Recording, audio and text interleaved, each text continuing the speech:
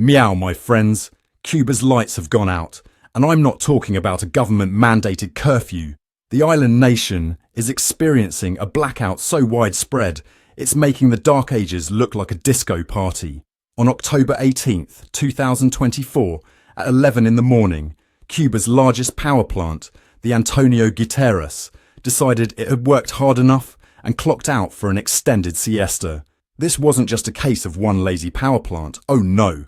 It turns out 7 out of 8 of Cuba's thermoelectric plants were either broken or on an indefinite coffee break. Prime Minister Manuel Marrero Cruz, in a moment of refreshing honesty that would make most politicians choke on their cigars, declared an energy emergency.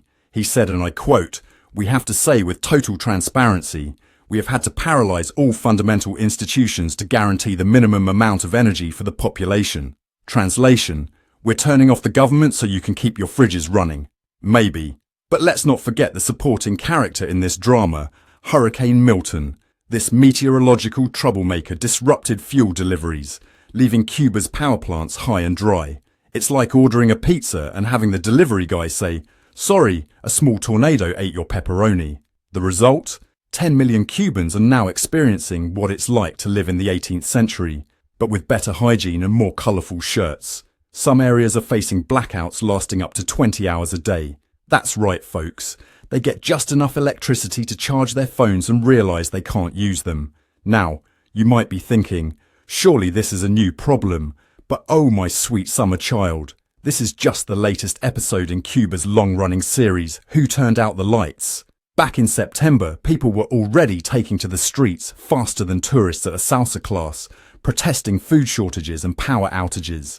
The Cuban government, in its infinite wisdom, has decided to tackle this crisis by, drumroll please, closing schools and non-essential businesses, because nothing solves an energy crisis like telling people to sit at home in the dark. They're also considering raising electricity rates for small businesses, because when your product is unavailable, the logical step is to make it more expensive, right? But wait, there's more. Cuba has a plan to transition to renewable energy. They're aiming for 900 megawatts of renewable capacity by 2025. At this rate, they might achieve that goal, assuming they can see what they're doing. Now, I know what you're thinking. Ron, this sounds like a huge crisis. And you're right, my observant friends. But fear not, the government has a solution. They're going to eliminate reliance on fossil fuels and replace them with clean energy. It's a brilliant plan. All they need now is energy to implement it. Let's not forget the elephant in the room, or should I say, the red, white and blue elephant across the Florida Strait. The US trade embargo is like that neighbour who won't lend you a cup of sugar, except the sugar is actually fuel, spare parts, and pretty much everything needed to keep a country running. Cuban officials are quick to blame this economic war for their electrical woes. It's like blaming your diet failure on the cake shop being closed. But let's hear from the people, shall we? Eloy Fon, an 80-year-old retiree from central Havana, summed it up nicely. This is crazy. It shows the fragility of our electricity system. We have no reserves. There is nothing to sustain the country. We are living day to day.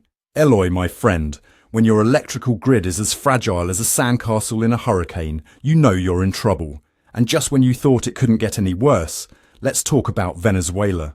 Once upon a time, Venezuela was Cuba's fairy godmother, waving its oil wand and making Cuba's energy dreams come true. Now, Venezuela's more like the Wicked Witch, cutting oil shipments in half. It's a classic tale of, I'd love to help, but I've got my own dumpster fire to deal with. So, what's the moral of this powerless parable? Perhaps it's that, when life gives you lemons, make lemonade. But when life takes away your electricity, well, you can't even squeeze those lemons in the dark. Remember, my friends, if you enjoyed this illuminating tale of Cuba's dark times, be sure to like, comment and subscribe. Who knows, maybe your computer's battery will last long enough for you to do it. Until next time, this is Ron de Parmesan, reminding you to always pay your electricity bill. You never know when you might need to charge your emergency mojito blender.